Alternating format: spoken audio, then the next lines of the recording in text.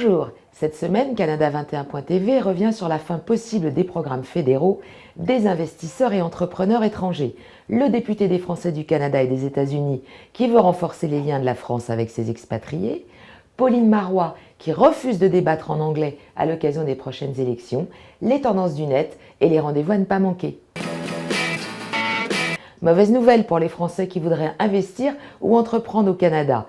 Dans le discours du budget 2014, le ministre des Finances a annoncé l'intention du gouvernement fédéral de mettre fin aux programmes fédéraux des investisseurs et entrepreneurs existants et d'éliminer la plupart ou toutes les demandes en cours en invoquant un manque d'intérêt pour l'économie canadienne. En effet, des recherches démontrent que les immigrants investisseurs paient moins d'impôts que d'autres immigrants économiques, qu'ils sont moins enclins à demeurer au Canada à moyen et à long terme et qu'ils ne possèdent pas souvent les compétences nécessaires, notamment celles de parler les langues officielles pour bien s'intégrer.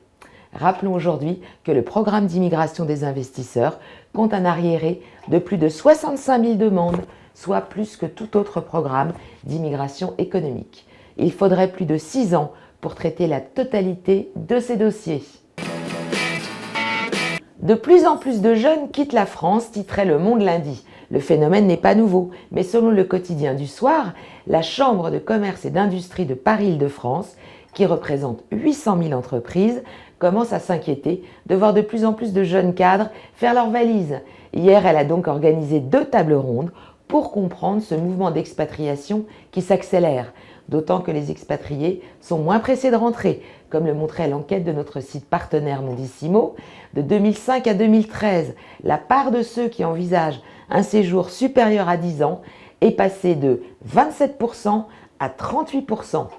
Frédéric Lefebvre, député UMP des Français de l'étranger élu aux États-Unis et au Canada, demande tout de même de considérer ces expatriés comme un atout de la France dans la mondialisation. Il a d'ailleurs déclaré que la logique n'était pas de les dissuader de partir, mais de créer les conditions pour qu'ils maintiennent le lien avec la France. Pour ceux qui voudraient partir en tout cas, nous vous donnons rendez-vous lors de la 26e convention Mondissimo, les 7 et 8 avril, au Palais Brongniart à Paris. Toutes les informations sont à retrouver ici.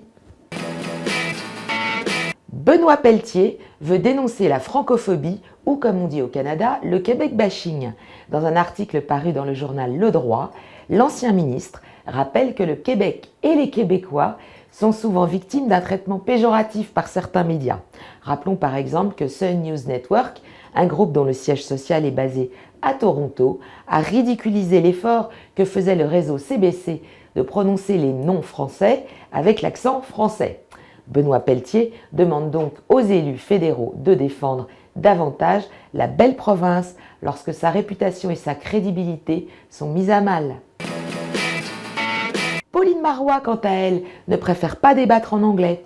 5 médias anglophones voulaient organiser un débat de 90 minutes à la télévision et la radio, mais la chef du Parti québécois a refusé, rétorquant qu'elle voulait mener sa campagne électorale en français, comme ce fut le cas par le passé. Elle a ainsi expliqué qu'elle ne se sentirait pas à l'aise dans la langue de Shakespeare pour exprimer ses idées. Les Anglo-Québécois apprécieront. Les habitants de la belle province sont appelés à voter pour leur nouveau gouvernement le 7 avril prochain. Et les tendances du net. En France, c'est la situation en Ukraine qui a fait le buzz sur le net. En effet, les députés du Parlement pro-russe de Crimée ont déclaré la péninsule indépendante du pays, un nouveau statut adopté à une écrasante majorité par 78 des 81 députés présents. Le référendum de dimanche pourrait donc aboutir au rattachement de la région à la Russie. Au Canada, c'est la disparition du vol 310 de Malaysia Airlines samedi qui intrigue toujours les Canadiens. L'avion transportait près de 239 personnes à son bord, dont 2 Canadiens et 4 Français. L'appareil a subitement disparu des écrans de radar à environ 120 miles nautiques de la côte orientale de la Malaisie. Aucun débris n'a pour l'instant été retrouvé. Et les rendez-vous à ne pas manquer. À Ottawa, dès le 13 mars, découvrez le festival Campus Film, proposé par les services culturels français au Canada. Au programme, vous découvrirez Tomboy, La vie d'Adèle ou encore De Rouillé d'os. Pour découvrir les horaires, rendez-vous sur viecommunautaire.ottawa.ca. www.ccc.ca.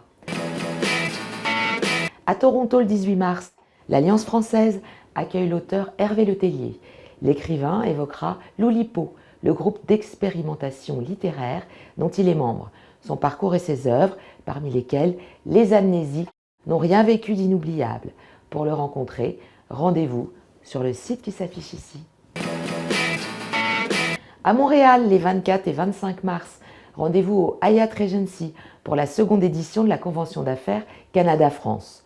L'objectif de ce rendez-vous est d'informer sur les opportunités d'investissement en France et au Canada dans le contexte de l'ouverture des marchés français et canadiens et apporter des conseils pratiques afin d'accompagner au mieux les entreprises dans leurs projets. Pour y participer, cliquez sur le lien qui s'affiche en bas de votre écran. À la semaine prochaine!